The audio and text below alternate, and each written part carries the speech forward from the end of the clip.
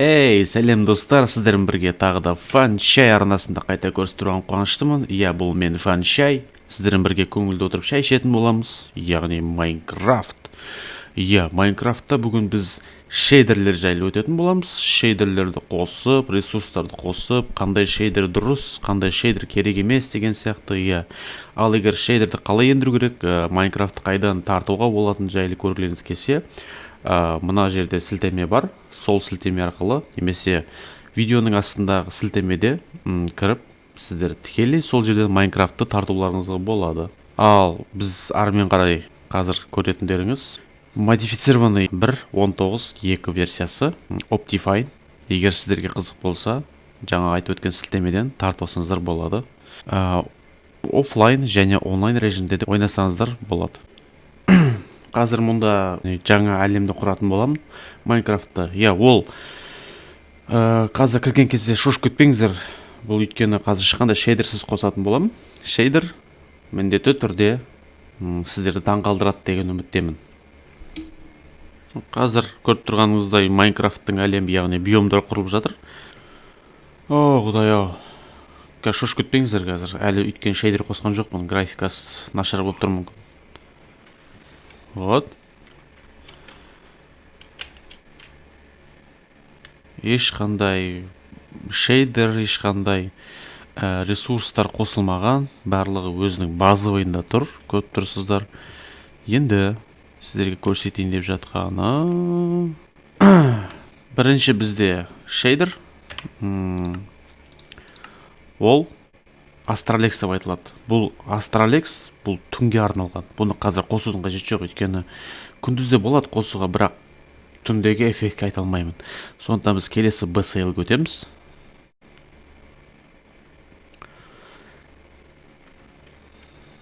Вот, BSL-дің күші.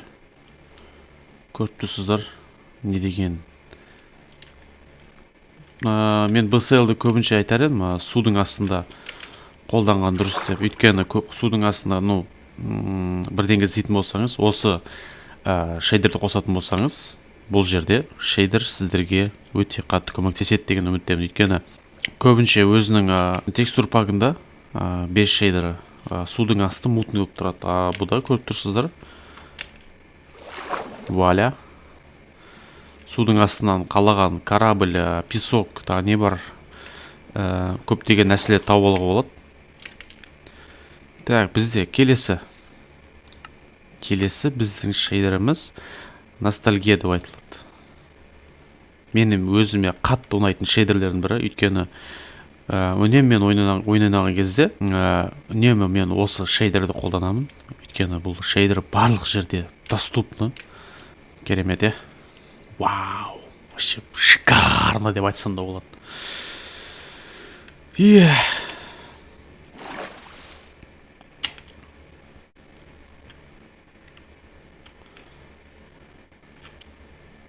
Вот, бұлттардың өзі квадратный. Былайша айтқанда Майнкрафттың өзінің тақырыбынан ауытқымаған, барлығы квадратный. Всегда бұлттар қазір келесі шейдерлерді көрсетем, бірақ бұлттар оларда әдемі болып тұрады да, бірақ мына жақтың бәрі как обычно 4x4 блоктар. Көріп тұрғаныңыздай. Так, келесі шейдер, дайын болыңыздар.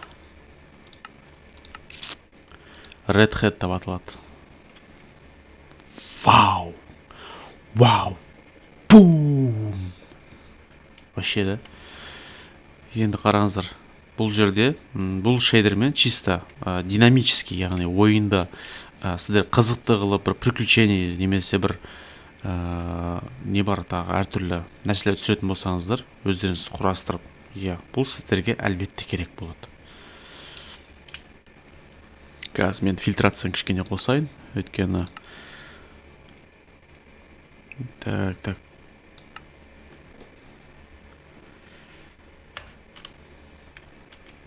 Вот. Бұл мен енді суға ешқандай мен судың астында бір эффект береді деп айта алмаймын, бірақ судың бетіндегі эффектке бірақ назар аударыңыздар.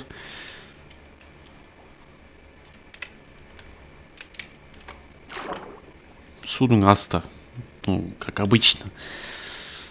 бұлыңғыр ешнәрсе көрінбейді. Бұмен тек жақында ғана көре аласың. Судың бетінде эффект бергенмен, бірақ судың астындағы біраз жерді сыртынан көруге болады. Анау айтқандай, ішінен судың астынан сіздерге судың астынан бір көретін жағдай бермесе, мүмкіншілік бермесе, бірақ судың сыртынан көріп тұрсыздар. Не деген сұлулық. Вау.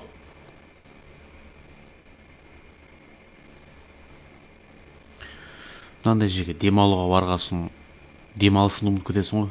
Қарашы, не деген мөлдір су. Кәдімгі таудың мұздай минерал суы. Таза жер астынан фильтрованный болып шығатын. Барасың смело, жүзесің, қалаған істейсің.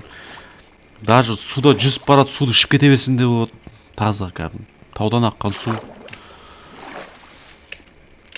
Так, біз бұнымен шектелмейміз. Келесі біздің шейдер Seus Renewed, яғни бұны қазір есіме түсіре алмай тұрмын. Болды, все, енді есіме түсті. Так, бұл да көріп тұрғаныңыздай, бұл да тоже өте әдемі құбылысты береді. Қараңыздар. И қараңыздар, аспанда жаңа айттым ғой, ностальгияда мысалға тақырыптан ауытқымаған, кәдімгі Майнкрафттың темасымен бір дейді. Мын жерде көріп тұрғаныңыздай, талдар мынандай, жер мынандай, бірақ аспан, как обычно, шын өмірдегідей қылып істелінген. Бұлттары қимылдайды. Вот.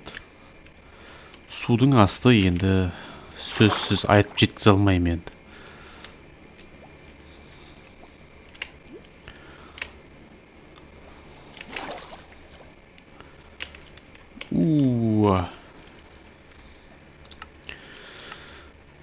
Келесі шейдерге дайын болайық. Бұны жақында жаздым. Жақында тестін өткіздім. Так, Sildur's Vibrant шейдер версия 1.40e. Көрейік, экстрим, то есть.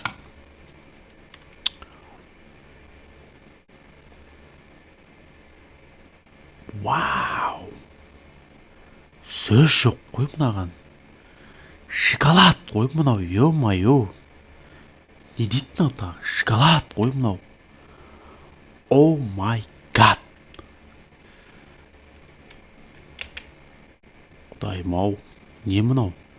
Точно Майнкрафт па мынау? Майнкрафт емес ау. Ну ладно, бияққа қарап кішкене Майнкрафт екенін көріп есің жиятын шығарсың, бірақ былай қарағанда енді.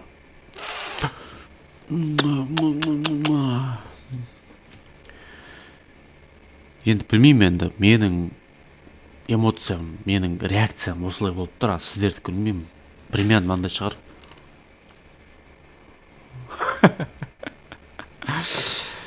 Я. Қазір судың астын көрейік. Ну, судың асты так себе болады. Судың асты так себе болады. Бірақ сырттағы табиғат мүлдем басқаша. Аңғара. Ух ты. Вообще зор ғой мынау. Қазір шамал кішкене графиканы көтерейін. Так.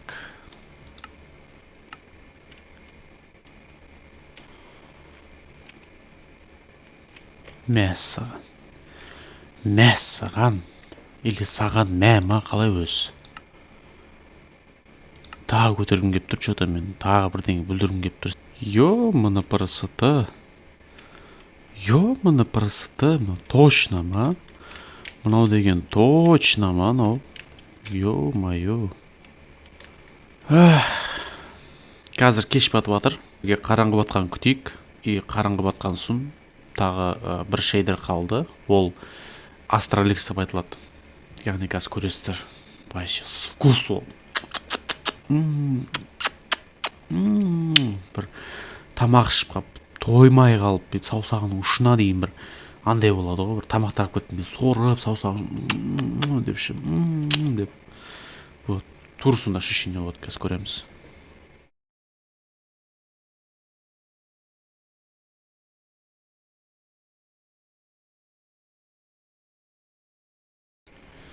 Ухты, мынаны қараңдар. Мәссі.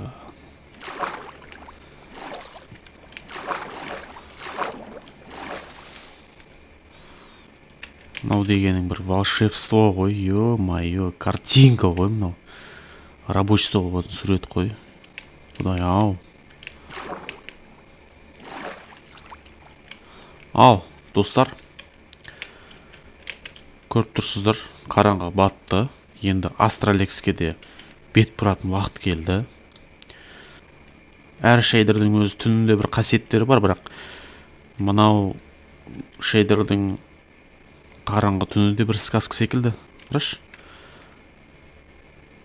Мына жерге от жақып қоясың. Сонымен жан-жағына адамдар отырысып қойып, ертек айтып мен жерде.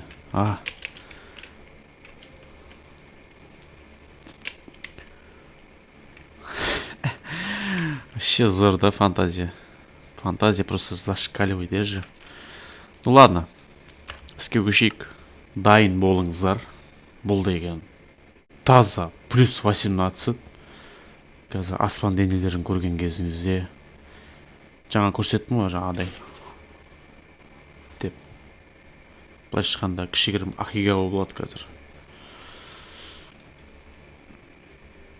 Қалай? Былай нормальный ма?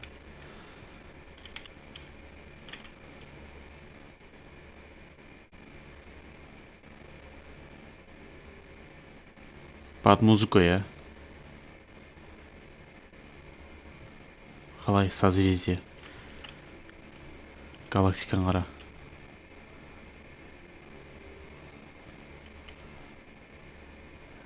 Осы керек бет саған. Мынау түн емес, сказка ғой, қараш. Аспаннан жұлдыздар атып жатыр. Баяғыда үстімізде жұлдыздар атқан кезде қалтамызға қолымызды салып алып, жаңағыдай тілек орындайтын еді ғой. Үлкен кезде PlayStation'ымыз болса деп. Енді PlayStation'нен кішігірім енді, бірақ басқа нәрсе ғой енді. Примерно қазіргі балдар сөйтіп іштей армандайтын шығар дегенім ғой. Иә, сонымен достар, қараңғыда да бұл шейдерлердің өзінің қосалқы, яғни өзінің жарықтық беретін шейдерлік күштері бар. Қазір көрсететін боламын оны тоже. BSL-дің қараңғы түрдегісін көрейік. Так себе болады, бірақ мынау айдан түсетін жарықтың өзіне линзаның біліктері өте әдемі түсіп тұр, кәдімгідей шын өмірдегідей. Так, келесі. Ностальгияны көрейік. Бұл енді бөлек қой, енді бұл. Бір шама бөлек қой, бұл ностальгия, қараш.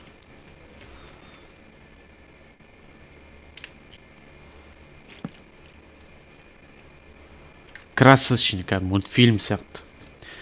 Енді келесі Red Hat.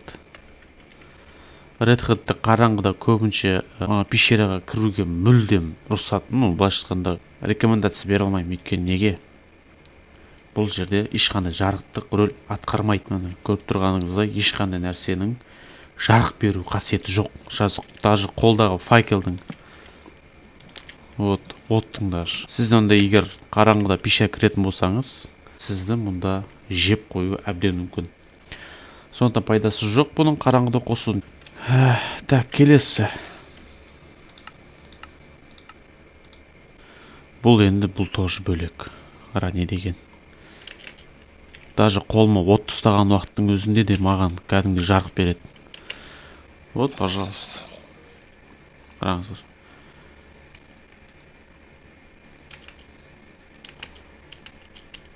Даже лаваның өзінде тікелей жарығы бар, көріп тұрсыздар. Көріп тұрсыздар, суда лаваның отражениесі көрініп тұр кәдімгідей. Так, келесі бір шейдерден көретін уақыт келді. Жоқ, бұл Сильдурс, яғни бұл бағанағы бірінші қойғаным ғой. Бұл да кішігірім бір керемет шейдерлердің бірі. Қараңғыда да ойнасаңыздар болады. Так, отты көрейік жерге. Алыстан қалай көрінеді. от пен лаваны салыстырғанда, иә, өртеніп жатқан нәрсе әдемі көрінеді. Көріп тұрсыздар, қалай өртеніп жатыр, солай жарық беріп жатыр. Так, лава жатқан жері дәл солай. Жарық беру қасиеті де біршама. Ал стиктарды көретін болсақ, бұл стиктар өзі бір кішігірім фонарик сияқты жанып тұр. Бірақ не дегенмен жанып жатқан оттарға, яғни заттарға шексіз лайк баса аламын, былайша айтқанда. Мен астына сілтемеге жазып кетемін барлық қандай шейдер және қай жерден тартуға болатынын барлығын. Сондықтан астынан всегда қарап отырыңыз және лайк басып, комментарий жазып, каналға тіркеліп отырыңыздар. Бұдан да кейін жақсы контенттер болады деген сенімдемін. Иә, таң атып жатыр. Таңды көрдіңіздер. Бағана селдірістің өзі қандай эффект беріп жатыр. Ашале дерскі. Судан көрейік қалай болады екен. Саған осы керек бет.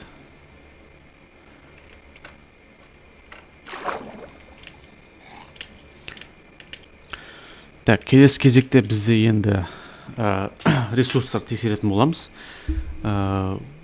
Яғни блоктардың түрлері, ағаштардың түрлері өзгеретін болады қазір.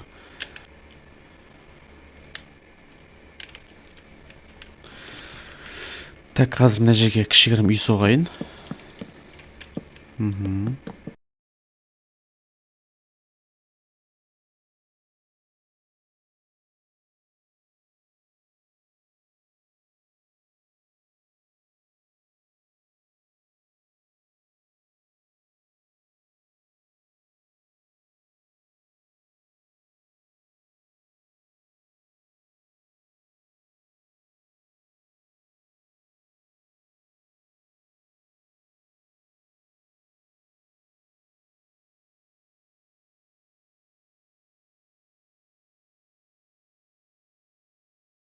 Так, примерно осында үй соқтық дейік. Енді үй соққаннан кейін міндетті түрде оның терезелері бірдей болса.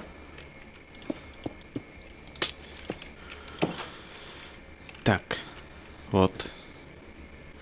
Ресурс. Қазір мен Alarcity-ді қосатын болам. Alarcity-ға биом блоктар емес, бұл жерде жителердің түрлері өзгереді. Бірақ қазір жанымда жителер жоқ, оны көрсетеді. Кейінгі жолдар көрсететін болам.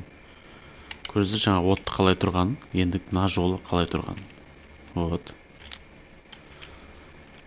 Вот, көріп тұрсыздар, оттар шайқалып, теңселіп тұрады. Тіпті көріп тұрсыздар, судан үйдің отражениесі қалай белый дом болып көрініп тұрған көріп тұрсыздар. Қазір мен мына бір жерде өтіп көрейін. Вот, пожалуйста.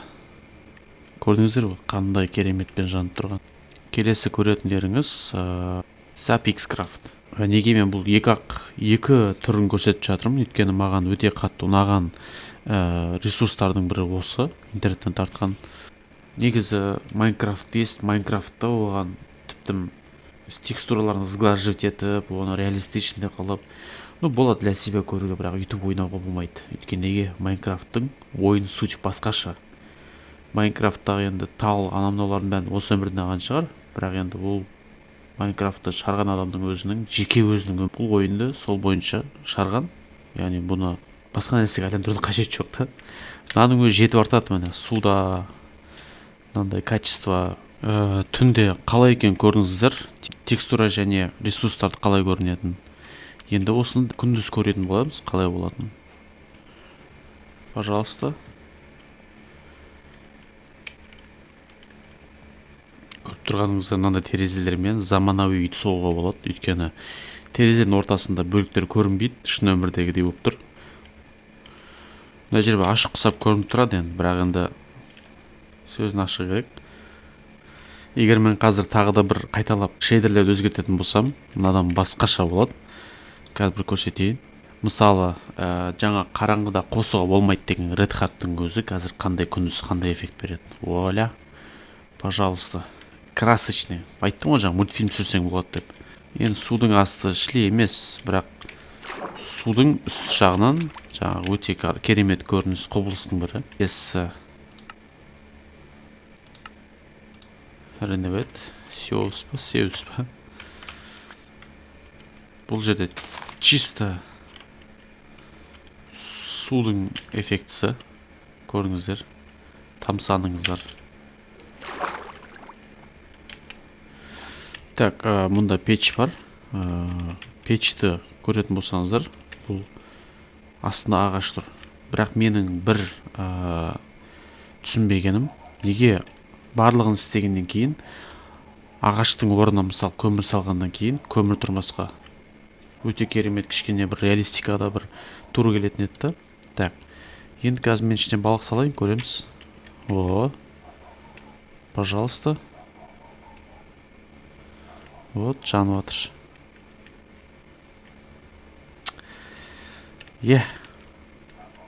Дамыған заман десеңші. Так, верстак, оны білесіздер. Енді қазір барлығын өзгертетін боламын.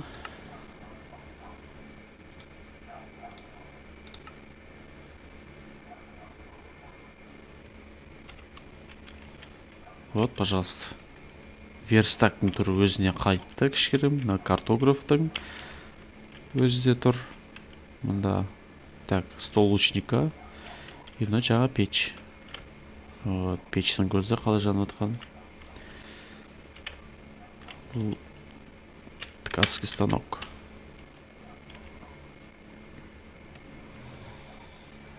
Достар, көрдіңіздер, өздеріңізде куә болдыңыздар. Майнкрафттың қандай күші бар екен, негізі бұдан да мықты. Мен интернеттен көргенмін. RTX 4090 видео картасымен не деген нәрселер істеп жатыр.